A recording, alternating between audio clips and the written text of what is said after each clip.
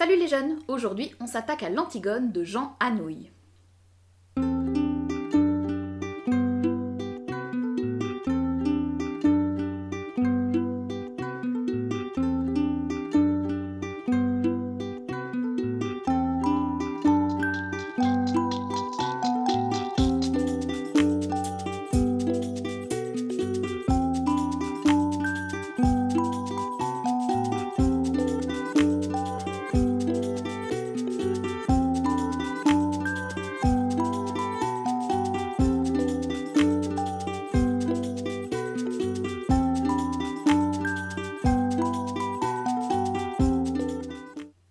Avant toute chose, petite précision qui aura son importance dans cette vidéo, la pièce est écrite d'un seul tenant. Il n'y a en effet aucune découpe en actes, scènes ou même tableaux. Je la raconterai donc comme telle. Allons-y. Tous les personnages sont sur scène. Le prologue s'avance. Il va les présenter un à un. Il ne cherche pas à dissimuler qu'Antigone est une tragédie et que les personnages vont mourir un à un. Il se contente des faits. Quand il a fini, les personnages sont sortis un à un.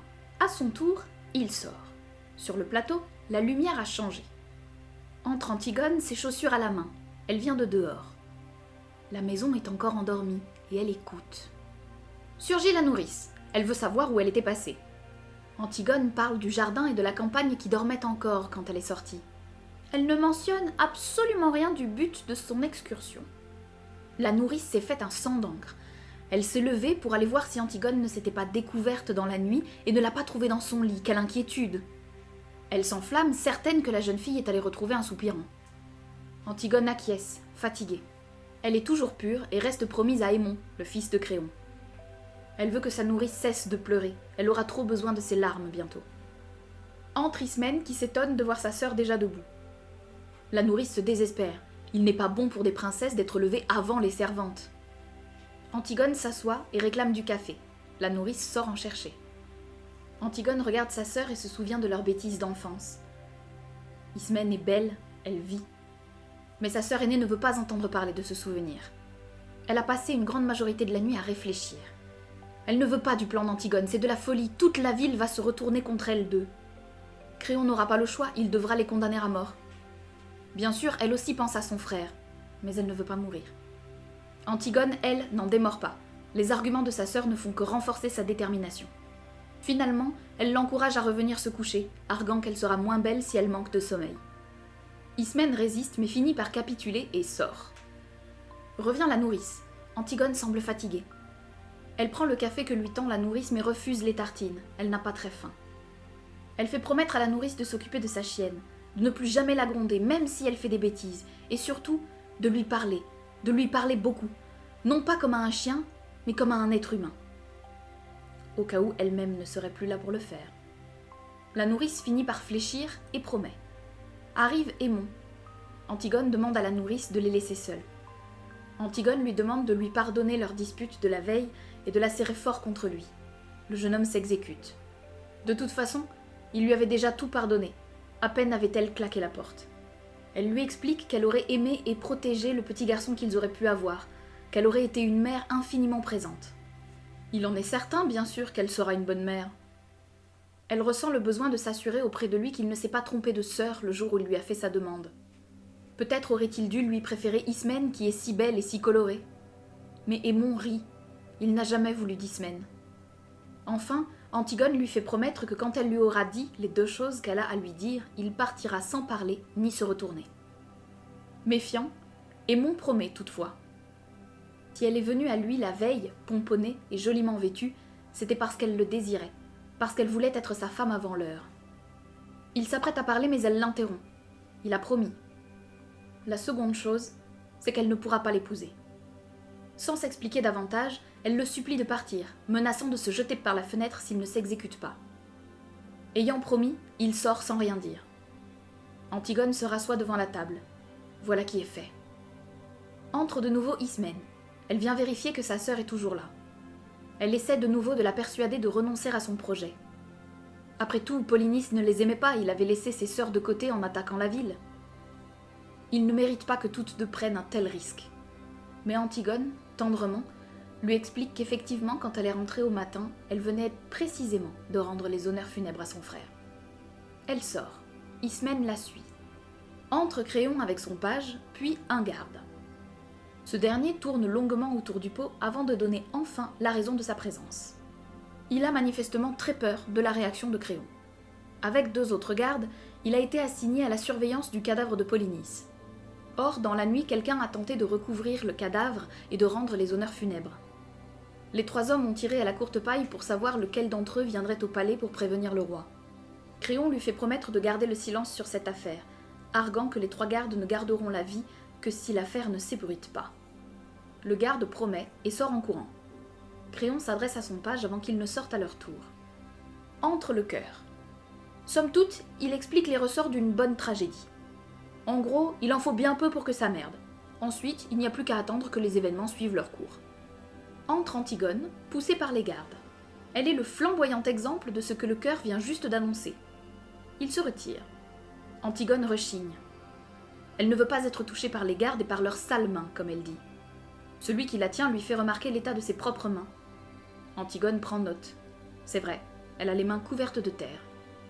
Elle est revenue au cadavre de Polynice, mais elle n'avait pas de pelle, alors elle s'en est occupée avec ses mains directement. Et en plein jour. Et cette fois, bien sûr, elle a été prise. Les gardes, eux, se réjouissent d'avance de l'accueil qui va leur être fait. Vont-ils être publiquement félicités? Seront-ils payés double? Dans tous les cas, ils iront boire pour fêter ça. Antigone demande à s'asseoir. Le garde le lui accorde, mais sans la lâcher du regard. Entre Créon. Il s'arrête, surpris de la présence de sa nièce avec les gardes. Le garde précédemment venu explique la situation. Ils ont attrapé la jeune fille en train d'enterrer le corps. Créon demande à Antigone si c'est vrai. Elle répond que oui. Il lui demande s'il s'agissait également d'elle la première fois. Elle acquiesce. Créon demande au page d'emmener les gardes dans une autre pièce et de les maintenir au secret le temps que lui-même s'occupe d'Antigone. Les gardes sortent, accompagnés du page.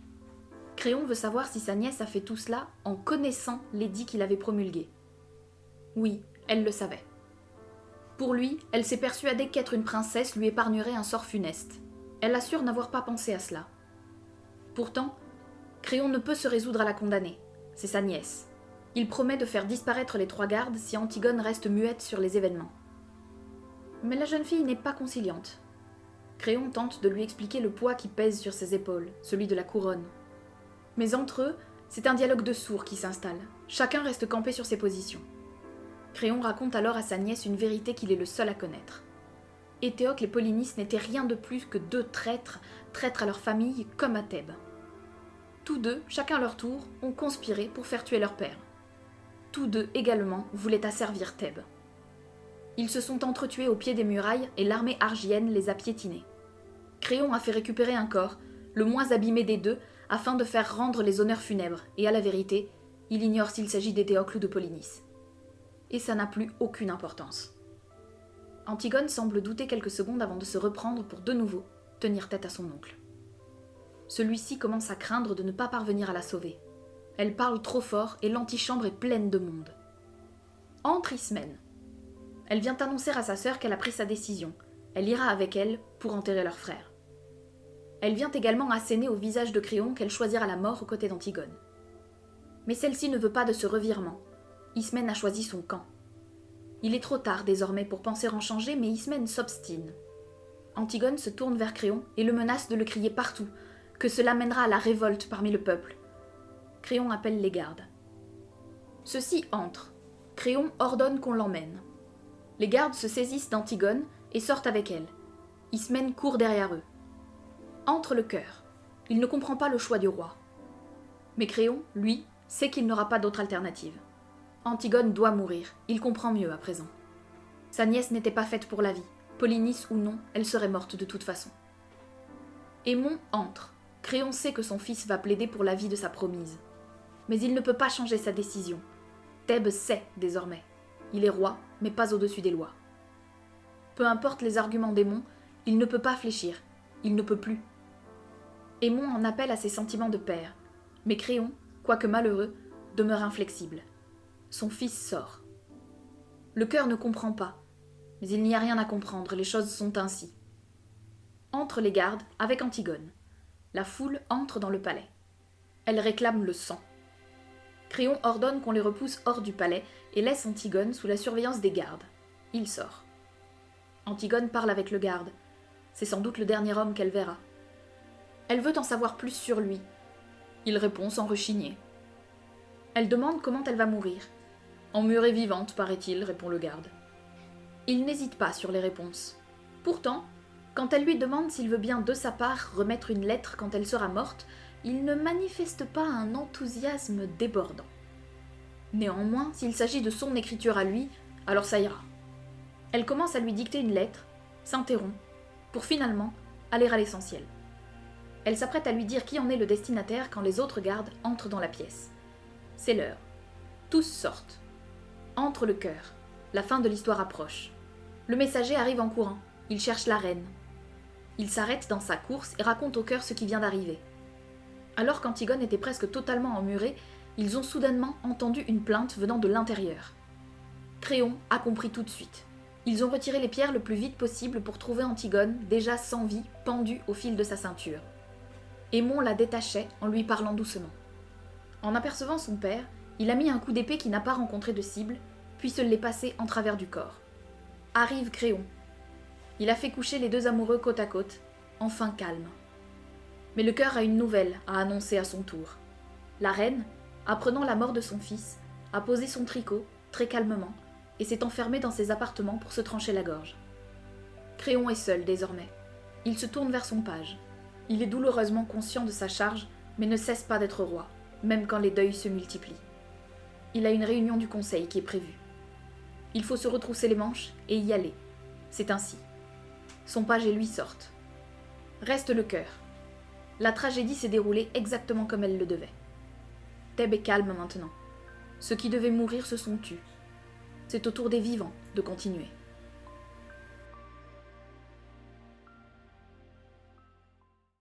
Et voilà, on espère que la joyeuseté de cette pièce vous aura plu. Quant à nous, surtout, n'hésitez pas, un pouce bleu, un abonnement, un commentaire, ça nous met de très bonne humeur. Pour ce qui est de moi, je vous dis à très vite pour une prochaine vidéo.